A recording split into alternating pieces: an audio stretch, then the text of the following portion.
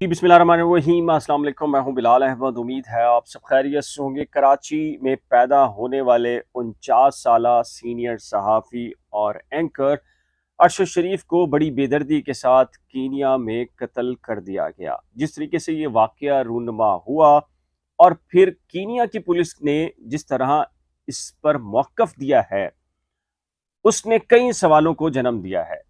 9 गोलियां एक गाड़ी पर लगना और एक खास गोली अरशद शरीफ के सर में लगना, जिसकी वजह से उनकी मौत हुई, और वो स्नाइपर की गोली जो कि आम किसी पिस्तौल की नहीं है, इसने भी कई सवालों को जन्म दिया है कि आखिर ये कीनिया में अरशद शरीफ को कैसे ले जाया गया, किस तरह उनकी वहाँ किसी से मुलाकात करवाई जा रही थी, क्या ये इत्तफाकी वाक़या है या फिर प्लान करके सब कुछ तरतीब देकर स्क्रीन जो क्राइम सीन होता है उसको क्रिएट करके ये वाक़या रूनुमा किया गया। इस सिलसिले में ना सिर्फ कराची से खैबर तक के जो सहाफ़ी हैं वो सरापा एहतजाज हैं और आज़ादाना तहकीकात का मुतालबा कर रहे हैं, बल्कि जो आम शहरी हैं वो भी गम, गुस्सा और दुख का इजहार कर रहे हैं। इसी के साथ पाकिस्तान की जो सियासी तंजीमें हैं उनकी जानिब से भी मजम्मत की जा रही है। इसी तनाजुर में बानी एमक्यूएम अल्ताफ हुसैन ने भी मजम्मत की है और मुतालबा किया है कि जी अरशद शरीफ के कत्ल की तहकीकात के लिए एक कमीशन तश्कील दिया जाए। अरशद शरीफ के बेईमाना कत्ल से मुझे ज़ाती तौर पर दिली सदमा पहुंचा है। अरशद शरीफ के कत्ल से सहाफ़त की तारीख का एक सुनहरी बाब ख़त्म हो चुका। मैं और मेरे साथी अरशद शरीफ के कत्ल पर सहाफ़ी बरादरी के गम में बराबर के शरीक हैं।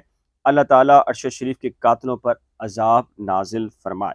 इसके साथ ही बानी एमक्यूएम ने यह भी कहा है कि जी सहाफ़ी बरादरी से भी दिली ताज़ियत का इजहार करते हुए उन्होंने कहा कि मैं और मेरे साथी सहाफ़ी बरादरी के गम में बराबर के शरीक हैं। अल्ताफ हुसैन ने दुआ की कि अल्लाह ताला अरशद शरीफ के दर्जात बुलंद फरमाए और इन्हें जन्नतुल फिरदौस में आला मकाम अता फरमाए। इसके साथ ही रियासत पाकिस्तान से भी मुतालबा किया है कि जी अरशद शरीफ के कत्ल की तहकीकात के लिए एक कमीशन तश्कील दिया जाए और कातिलों को जल्द से जल्द कानून की गिरफ्त में लाकर सख्त से सख्त सज़ा दी जाए। इसी तनाजुर में मज़हर अब्बास साहब हैं, जियो से ताल्लुक़ है, और जो पाकिस्तान की जो सहाफ़ती तंजीमें हैं उन्होंने भी ये मुतालबा किया है इंटरनेशनल जो सहाफ़ती तंजीमें हैं उनसे, क्योंकि ज़ाहिर है कि ये पाकिस्तान की हदूद में नहीं हुआ और इसकी तहकीकात कीनिया पुलिस और कीनिया की जो लॉ इन्फोर्समेंट एजेंसीज या मिलिट्री है वो कर रही है।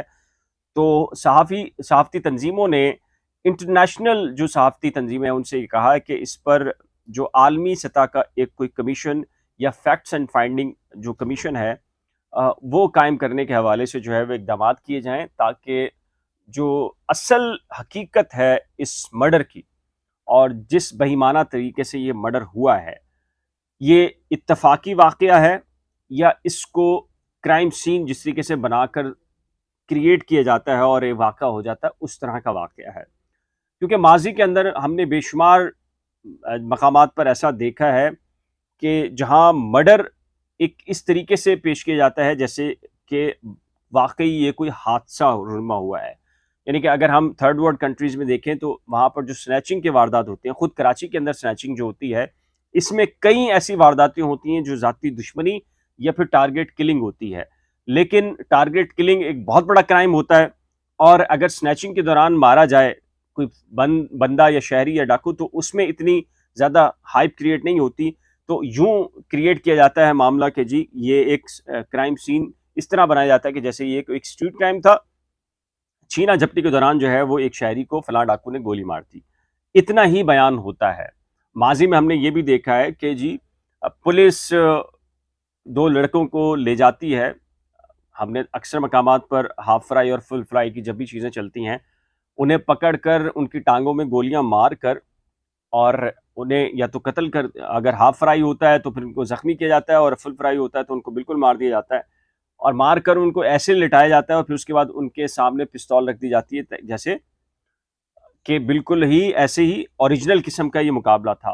तो पूरी दुनिया के अंदर पुलिस डिपार्टमेंट ऐसा कर सकती है, लेकिन ये देखना होगा कि ये جو سلیپر سیلز تو کہیں نہیں تھے کسی اور ملک کے جو کہ انڈر کور کام کر رہے تھے کینیا میں، اور پاکستان کے اندر جو معاملات اس وقت کے ہیں سینسٹیو نوعیت کے، وہاں کوئی فائدہ اٹھایا گیا ہے؟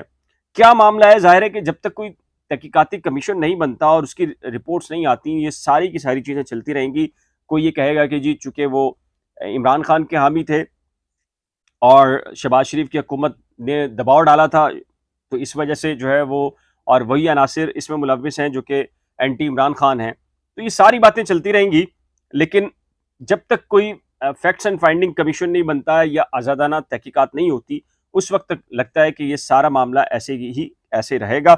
اس سلسلے میں آپ کی رائے کیا ہے؟ آپ کیا محسوس کرتے ہیں کہ ارشد شریف کا مرڈر ہے، حادثہ ہے، حادثاتی واقعہ ہے، کیا ہے، اور اس کے پیچھے کون ہو سکتا ہے؟